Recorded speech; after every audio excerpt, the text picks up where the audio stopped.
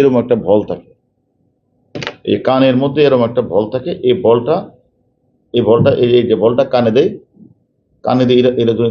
কানে দিবে। আর হলো হোয়াইট পকেটের মধ্যে একটা রাউটার থাকবে, অথবা এই যে আপনার যে অন্তবাস অথবা ছেলেদের গেঞ্জি, তার ভিতরে তার একটা এই যে সিম রাখবে। অর্থাৎ যখনই ওইখান থেকে বাইরে থেকে টেলিফোনটা করবে, টেলিফোনটা করার সাথে সাথেই সে শুনতে পাবে। তো যাদের কাছে এটা থাকবে, এই রাউটার মানে অথবা ওই যে অন্তবাস এগুলো থাকবে, তারা ওখান থেকে বলবে, তারা শুনবে। শোনার পর সমানে সে বলবে হয়তো প্রশ্নের এ, এর উত্তর হলো সি, বি এর উত্তর সি, এরকম বলবে। আর সে সময় দাগায় বলবে, বেশিক্ষণ না। অর্থাৎ 5-10 মিনিটের মধ্যে প্রশ্নটা পেয়ে 5-10 মিনিটের মধ্যে উত্তর শেষ। এবং যারা পাবে তাদের প্রত্যেককে এরকম ভাবে এগুলি দিয়ে নিবে। এবং সেটা পরীক্ষা শেষ হলে এই কানের মধ্যে ঢোকে, এটা চলে আসছে, রাউটার এটা চলে আসছে, বলটা চলে আসছে। এইরকম ভাবে আসলে মানে দিন যাচ্ছে। আসলে মানে প্যাটার্নস অফ ক্রাইম, যে ক্রাইমের যে প্যাটার্নটা, এটা দিন দিন চেঞ্জ হয়ে যাচ্ছে।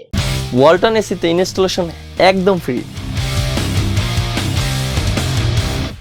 এবং এক সময় আমরা নকল প্রতিরোধের জন্য আমরা কাজ করেছি।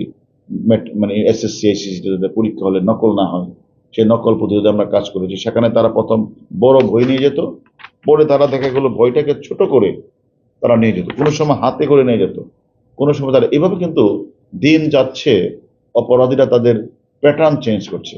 আমরাও আইন শৃঙ্খলা বাহিনী তাদেরকে ধরার জন্য বিভিন্ন স্কোপ আমরা ব্যবহার করছি। এখন সর্বশেষ যেটা আমরা পেলাম, সেটা হচ্ছে তারা এই বল ব্যবহার করছে কানের মধ্যে, আর তাদের মানে এমন জায়গায় রাখে, অর্থাৎ ওই যে মানে ডিভাইসটা, যেখানে ধরার বা এই জায়গায় চেক করার কোনো স্কোপ নেই।